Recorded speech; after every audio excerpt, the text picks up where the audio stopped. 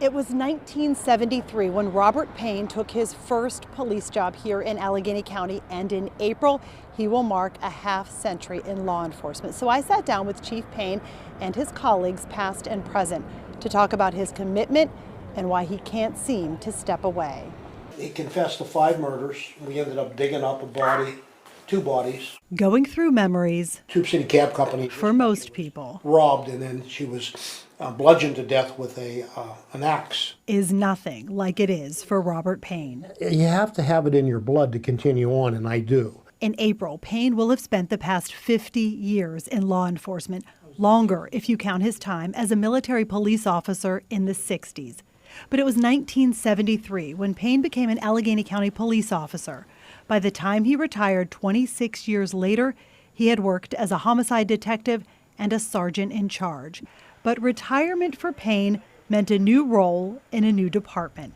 At Carnegie Mellon University, then Carlow College back then a position with Pitcairn Police and the chief in Plum, then here to his role as Edgewood Police Chief, where he has served for the past 15 years. I always loved the challenge of chasing the bad guys.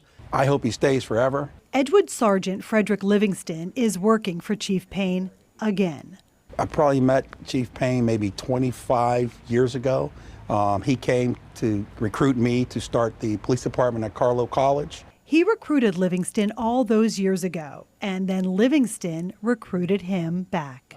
One day I was driving down Maple Avenue here in Edgewood, and at that time Officer Livingston was working a traffic detail there, and I used to see him all the time. I'd roll the window down during the winter months and say, "How you doing, Fred? Is it chilly out there?" And he'd be freezing his butt off.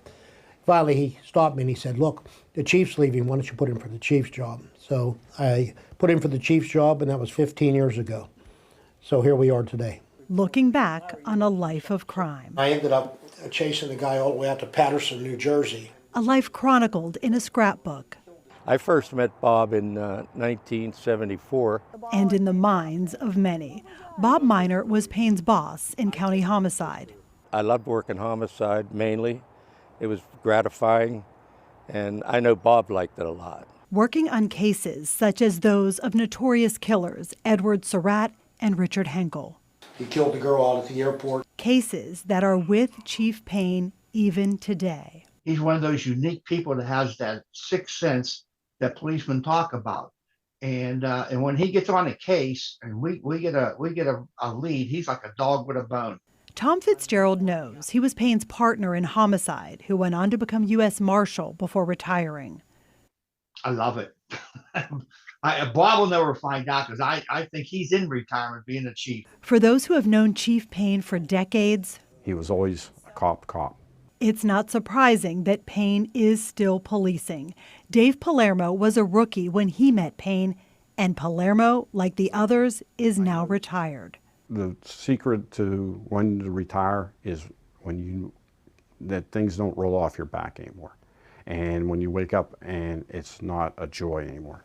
And after almost 50 years, Chief Payne tells me he is not there. I still love the job. And he worries. Payne says part of the reason he stays is to mentor younger officers in a time when Chief Payne says it can be difficult to carry a badge. I say to the police that are out there, don't lose faith. Continue doing what you're supposed to do. Don't be afraid to go out and do your job. Don't worry about what some of the politicians have to say or think. You just make sure that you keep your oath uppermost in your mind. On the side of our cards, it says to protect and serve. There's meaning to that.